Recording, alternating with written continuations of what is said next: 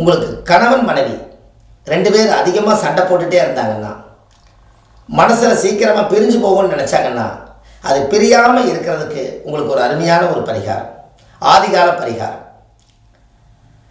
ஆலமர விதை எடுத்துக்கங்க.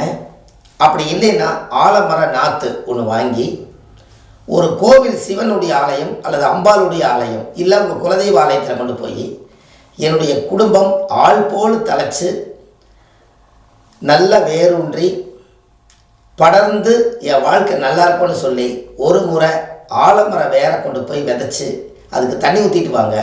அன்னையிலிருந்து அந்த மரம் படர்ந்து அதுக்கப்புறம் அந்த வேர் ஊன்றி அதுவும் தோன்றி வரும்.